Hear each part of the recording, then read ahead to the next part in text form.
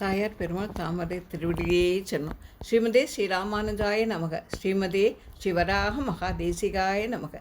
ஸ்ரீமதே ஸ்ரீ ரங்கநாத மகாதேசிகாய நமக. நமஸ்காரம். சர்வம் ஸ்ரீ கிருஷ்ணார்ப்பணமஸ்து. போன பதிவில் அச்சுதா அமுதா அனந்தா இதெல்லாம் சொல்லின்னு இருக்கணும். பகவானுடைய 12 நாமங்களை சொல்லணும். அது சொன்னேன். அதை சங்கு சக்கர கதாபானே அதுக்கு ஒரு சின்ன சரித்திரம் சொல்லணும் அப்படின்னு சொல்லி நேத்திக்கு முடிச்சிருந்தேன். சங்க சக்கர கதாபானே தாரகா நிலைய அச்சுதா கோவிந்தா புண்டரீகாட்சா ரக்ஷமாம் சரணாகதம். இது எப்போ சொல்கிறான்னாக்க, திரௌபதி கௌரவர் சபையில் அவளை துகில் உரிய சொல்லி துரியோதனன் சொல்ல, துச்சாதனன் அவள் துகில உரிய வைக்கிறான்.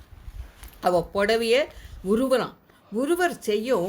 அவள் முதல்ல என்ன பண்ணுறா, ஒரு கையால் தன்னுடைய மேல் புடவையை அணைச்சி பிடிச்சிண்டு ஒரு கையால் மேலே கூப்பி கோவிந்தா கோவிந்தா கண்ணா கண்ணான்னு கூப்பிடுறா. கிருஷ்ணா இறங்கியே வரல. ஏன்னா நம்ம காப்பாற்றிக்க முடியும் அப்படிங்கிற எண்ணம் நம்மளுக்கு இருக்கக்கூடாது. பகவான் காப்பாற்றுவாங்கிற எண்ணம் நம்மளுக்கு இருக்கணும். அவள் கடைசியில் என்ன பண்ணிடுறா, தன்னுடைய புடவை போனாலும் சரி, என்ன ஆனாலும் சரி, கண்ணா இருக்கான், அவன் காப்பாற்றுவான்.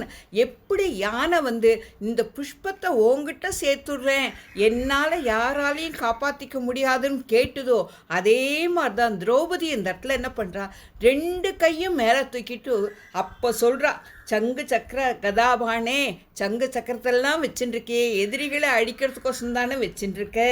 துவாரகா நிலைய அச்சுதா, துவாரகையில் நிலைய ஆட்சி பண்ணின்னு இருக்கவனே, கோவிந்தா புண்டரீகாட்சா தாமரை போல மலர்ந்த கண்களை உடையவனே, ரக்ஷமாம் சரணாகதம், உங்ககிட்ட ரட்சிக்கிறதுக்கோசரம் வந்துட்டேன், உங்ககிட்ட சரணாகதி பண்ணிட்டேன், என்னை ரட்சிப்பான்னு கேட்ட அடுத்த செகண்டில், அடுத்த நொடியில் அந்த புடவை சுரக்க ஆரம்பிக்கிறது. துச்சாதனால் இழுக்க முடியாத அளவுக்கு சோர்ந்து போய் கீழே விழற அளவுக்கு கண்ணன் புடவை சுரக்கிறான். அதுதான் நம்மளுக்கு ரொம்ப முக்கியம். நம்ம எதையுமே பிளான் பண்ணி நடத்த முடியாது. நம்ம எது பிளான் பண்ணாலும் பகவான்கிட்ட ஒப்படைச்சிடணும். எனக்கு இந்த காரியத்தை முடிச்சு கொடுறா, என் கையில் சக்தி இல்லைடா அப்படின்னு சொல்லி என்னைக்கு நம்ம அவங்கிட்ட போய் சரணாகதி பண்ணுறோமோ அப்போ நம்மளுக்கு அந்த காரியம் சக்ஸஸ் ஆகிடும். அப்படிங்கிறத அந்த சின்ன உதாரணத்துலேருந்து உங்களுக்கு எடுத்து சொல்கிறேன். நம்மளால் முடியும்னு எதுவுமே நினைக்காதுங்கோ. எந்த காரியமாக இருந்தாலும் கண்ணா எனக்கு முடிச்சு கொடு அப்படின்னு சொல்லி அவன் மேலே பாரத்தை போடுங்க. அதே மாதிரி ஸ்ரீராமா கிருஷ்ணா கோவிந்தான்னு முடிஞ்ச அளவுக்கு எந்த வேலை பண்ணிட்டு இருந்தாலும் மனசால் அந்த வார்த்தைகளை சொல்லுங்க. ஒரு நாளைக்கு ஸ்ரீராம ஜெயன்னு குறைஞ்சபட்சம் ஒரு 6 தரம் பகவான் நாமத்தை எழுதுங்க. ஸ்ரீராம ஜெயத்துக்கு அந்த நாமத்துக்கு மேலே, கோவிந்த நாமத்துக்கு மேலே சக்தி கிடையாது. இந்த கோவிந்த நாமந்தான் திரௌபதிக்கு புடவையாக சுரந்தது. ராமநாமந்தான் நம்மளை ரட்சிக்கக்கூடியது. இதெல்லாத்தையும் புரிஞ்சுட்டு நம்ம இருக்கணும். அதே மாதிரி முதல்ல ஒன்று நம்ம எல்லாரும் நல்லா புரிஞ்சுக்கணும். என்னென்னா, இந்த உடம்பு வேற, இது உள்ளே இருக்கிற ஆத்மா வேற. இந்த உடம்பு, அந்த ஆத்மா உள்ளே இருக்கிறதுனால தான் நம்மளுடைய உடம்பு இயங்கிறது. அந்த ஆத்மா வெளியில் போயிட்டாக்க அதுக்கப்புறம் இந்த உடம்பு எதுக்குமே லாயக்கில்லாத போயிடும் இல்லையா, அழுகி போயிடும், நாத்தம் எடுக்க ஆரம்பிச்சிடும். அதை எவ்வளோ சீக்கிரம் டிஸ்போஸ் பண்ணணுமோ. ஒருத்தர் போயிட்டா என்ன சொல்கிறோம், பாடியை எப்போ எடுப்பா அப்படி தான் கேட்போம். அது வரைக்கும் அவர் ரொம்ப கௌரவமானவராக இருப்பார். அவர் போய் சேர்ந்த உடனே பாடியை எப்போ எடுப்பா அப்படின்னு சொல்லி கேட்குறா இல்லையா. அதனால் அப்போ அது பாடியாக போயிடும். அதை நம்ம நல்லா புரிஞ்சுக்கணும். இந்த உடம்பையும் உடலையும் கொடுத்தவன் கண்ணன். அவன்தான் நம்ம எல்லாத்தையும் படைச்சிருக்கான். எம்பெருமான் அவன் இல்லாத எதுவுமே இல்லை. அப்படிங்கிறதுல தான் எப்போவுமே எந்த காரியத்துலேயுமே சர்வம் ஸ்ரீ கிருஷ்ணார்ப்பணமஸ்து அப்படின்னு சொல்கிறதுக்கு நம்ம இது பண்ணிக்கணும். இதில் தர்மபுத்திரங்கிட்ட யக்ஷன் கேட்டான், இந்த உலகத்தில் என்ன ரொம்ப பெரிய அதிசயம்னு நீ எதை நினைக்கிற தர்மபுத்திரரே அப்படின்னு சொல்லி, யுதிஷ்டரா எதை நினைக்கிற அப்படின்னு சொல்லி கேட்டப்போ தர்மபுத்திரர் சொன்னாராம், நம்ம உடம்புல உள்ளுக்குள்ளே ஜீவன் இருக்குது. இது நம்மளுக்கு 9 துவாரங்கள் இருக்குது நம்ம உடம்புல. அந்த 9 துவாரங்களும் திறந்து தான் இருக்குது. ஆனால் அந்த ஜீவனானது அந்த க்ஷணம் என்னைக்கு வெளியில் போகணுமோ அந்த க்ஷணம்தான் ஏதோ ஒரு வழியில் போகும். அந்த ஜீவன் கண்ணு வழியாக போகிறதோ காது வழியாக போகிறதோ எந்த வழியாக போகிறதோ தெரியாது. ஆனால் ஏதோ ஒரு வழியில் திறந்துருக்கிற அந்த வழியில் தான் அந்த ஜீவன் போக போகிறது.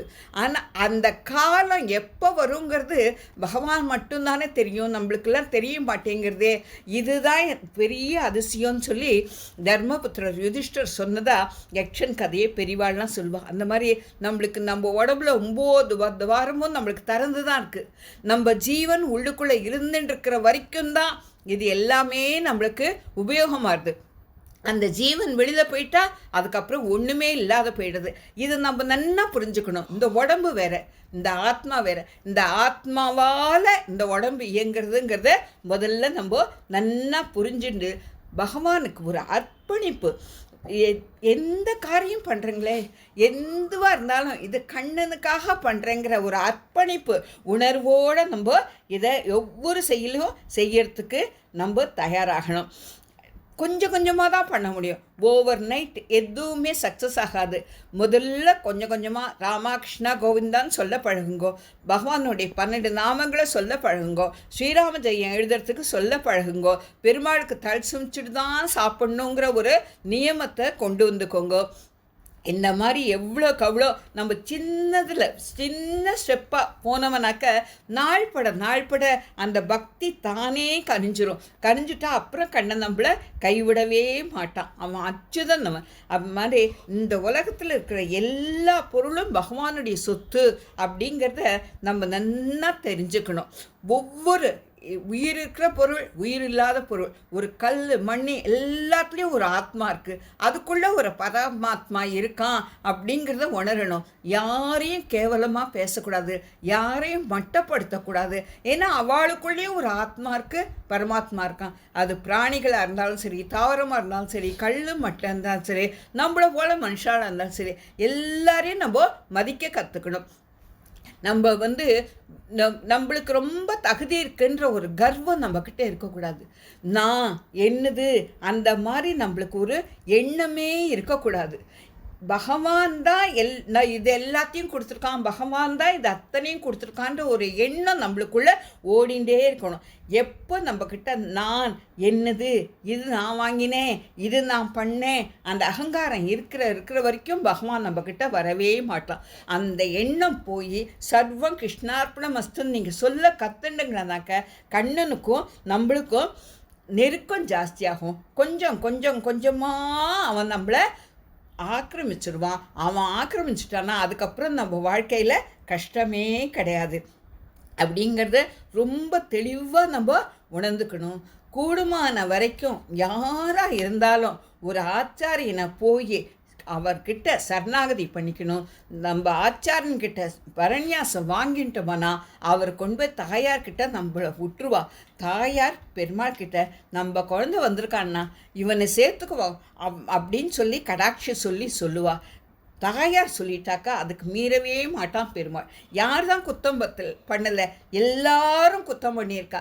இவன் நம்மக்கிட்ட சரணாகதின்னு வந்துட்டான், இவனை காப்பாற்றுவோன்னு சொல்லி தாயார் சொல்லி பெருமாள் கிட்ட நம்ம சேர்த்து விட்டுருவான்னு சொல்லி பெரியவாள்லாம் சொல்லுவா. அதனால் கூடுமான வரைக்கும் ஆச்சாரியன்கிட்ட போய் சமாசனம் பரநியாசங்கள் பண்ணிக்கிறதுக்கு நம்ம முயற்சி பண்ணணும். இதெல்லாம் கொஞ்சமாக தான் வரும், உடனே வந்துடவே வராது. பழகிக்கணும். இதெல்லாம் இருக்குது அப்படின்னு தெரிஞ்சதுன்னா அந்த வழியில் போகிறதுக்கு நம்ம கொஞ்சமாக மனசு முயற்சி பண்ணுவோம். அதுதான் இது பண்ணணும். நம்மளால் எதுவும் செய்ய முடியாது, கண்ணன் தான் இதை நடத்தி கொடுக்கணுங்கிற எண்ணம் நம்ம மனசில் ஆழமாக இருக்கணும். இதே மாதிரி காலை வேளையில் எல்லாத்தையும் முடிச்சுட்டு நம்ம ஆஃபீஸ் போகிறோமோ, வேறு வேலைக்கு போகிறோமோ, என்ன வேலை பண்ணுறோமோ எல்லாத்தையும் முடிச்சுட்டு சாயங்காலம் விளக்கேற்றி வச்சு பெருமாளுக்கு ஸ்லோகங்கள் முடிஞ்ச வரைக்கும் சொல்லணும். சொல்லிவிட்டு ராத்திரி படுத்துக்கிறதுக்கு முன்னால் பகவான் கட்டிலில் போய் உட்காந்துட்டு கொஞ்ச நேரம் ராமா கிருஷ்ணா கோவிந்தானோ அச்சுதா நந்தா கோவிந்தானோ ஏதுவோ பகவான் நாமங்களை ராமா ராமா ராமா ஸ்ரீராமா ஸ்ரீராமான்னு கூட சொல்லலாம். ஒரு 2 நிமிஷமாவது அந்த பகவான்கிட்ட நம்ம மனசை செலுத்திட்டு இன்றைக்கி என்னென்ன தப்பு பண்ணியிருக்கோம், எப்படிலாம் பகவான்கிட்ட அபச்சாரப்பட்டிருக்கோம், அந்த தப்பை அவன் மன்னிக்க சொல்லி அவங்ககிட்ட பிரார்த்தனை பண்ணிக்கணும். அதுக்கப்புறமா என்ன பண்ணணும், தெரிஞ்சவா அகலைகளேன்னு இறையும் என்ற அலர்மேல் மங்கை உரை மார்பா அந்த 2 பாசுரங்களை சேவிக்கலாம். அது தெரியாதவா பரவாயில்ல விட்டுட்டு கொஞ்ச நாள் கழித்து கற்றுக்கிறதுக்கு முயற்சி பண்ணுங்க.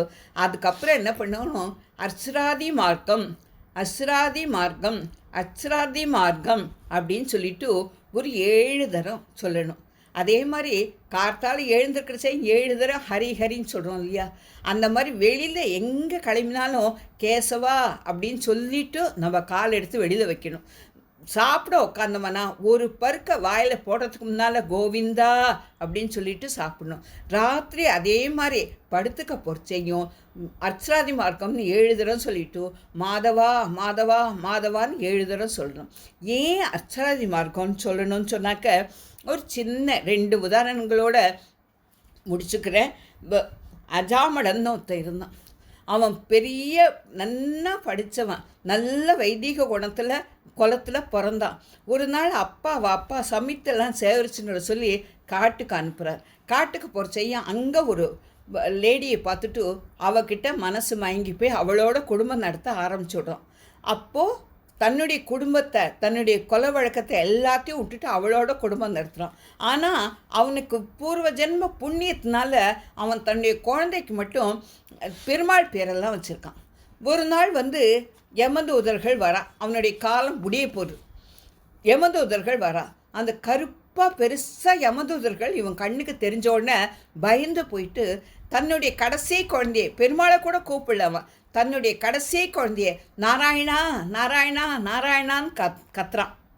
அப்போது விஷ்ணு தூதர்கள்லாம் வந்துடுற.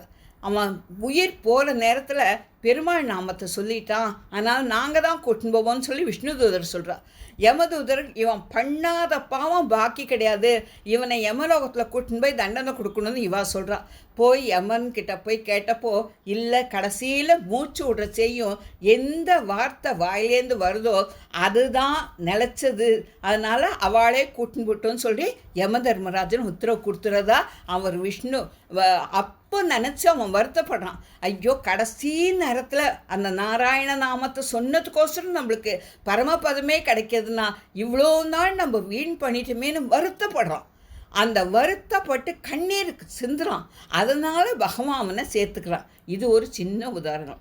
இன்னொரு முனிவர் இருந்தார், வேதவித்து. ரொம்ப அவர் காட்டில் தான் ஆசிரமம் அமைச்சுட்டு அவ்வளோ நன்னா எந்த சாஸ்திரத்தையும் ஒரு துளி கூட மீறாதவர் அவர் அப்பேற்பட்ட முனிவர் ஒரு நாள் கொளக்கரையில் சந்தியாவனம் பண்ணுறதுக்கோசரம் போகிறார். அங்கே ஒரு குட்டி போட போடுது. ஒரு வேடன் அந்த தாய் மானை அடிச்சிடுறான். அடித்தப்போ அந்த கண்ணால் இவர்கிட்ட கெஞ்சிட்டு செத்து போடுது. உடனே அந்த குட்டியை இவர் தூக்கின்னு தன்னுடைய ஆசிரமத்தில் வச்சுட்டு வளர்க்குறார். அது மேலே அப்படி ஒரு பாசம் வந்துடுறது அவருக்கு.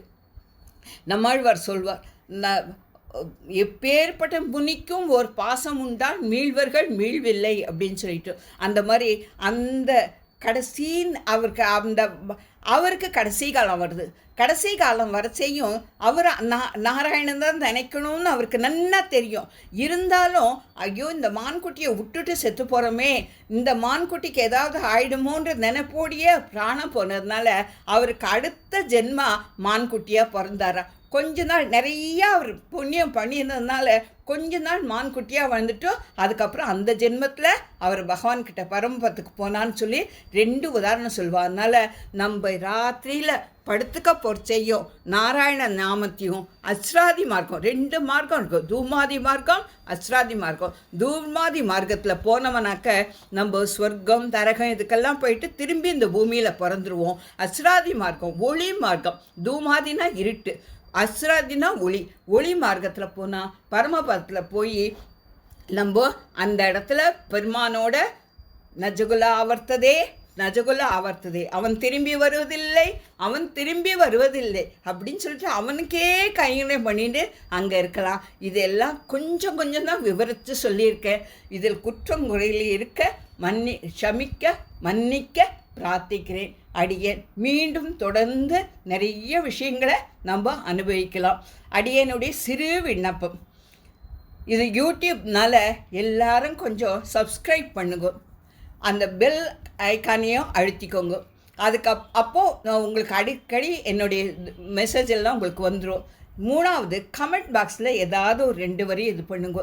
இது எல்லாத்தையும் செஞ்சு அடியேனை தூக்கி விடுறதுக்கு, ஆளாக்கிறதுக்கு, என்னையும் ஒரு பொருளாக்கி பெரியவாழ்லாம், பொருள் இல்லாத என்னை பொருளாக்கி பெரியவாழ்லாம் என்னை உயர்த்தி வச்சுருக்கிறாப்பல, நீங்கள்லாம் என்னை உயர்த்தணும்னு சொல்லி உங்கள் எல்லார்கிட்டேயும் அடிபணிஞ்சு பிரார்த்திக்கிறேன். அடியேன்.